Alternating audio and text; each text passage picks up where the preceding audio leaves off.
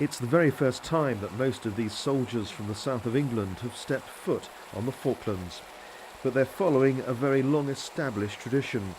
Since the Falklands War 29 years ago, the UK has maintained a strong presence here.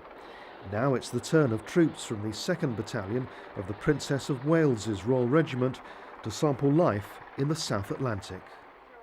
It's very harsh, it's a very unforgiving environment for soldiers that are outside their comfort zone.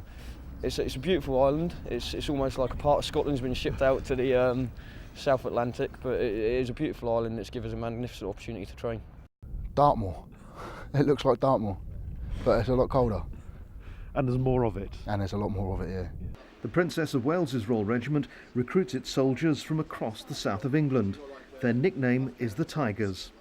On this training exercise, they were working with the service police team, using dogs to arrest people seen behaving suspiciously in the hills above the airbase. I'm Liam Regler from the Royal Navy Police. I'm arrested here under Section 3 of the Official Secrets Act.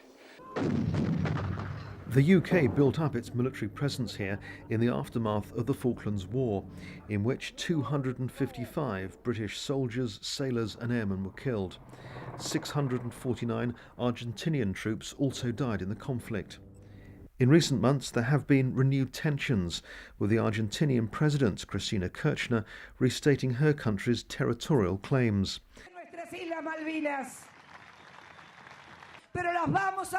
We are going to get them back through international rights and through peace. The British government's position remains clear-cut.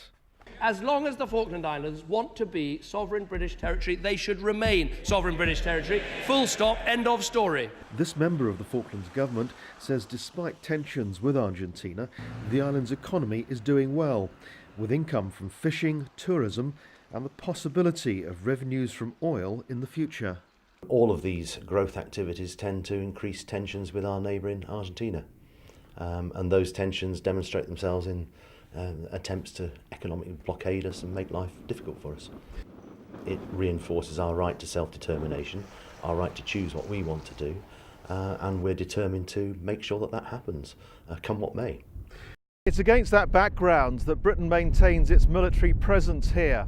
The Falkland Islands cover the same land area as Wiltshire, Dorset, Hampshire and West Sussex put together, but the civilian population here is tiny, just over 3,000.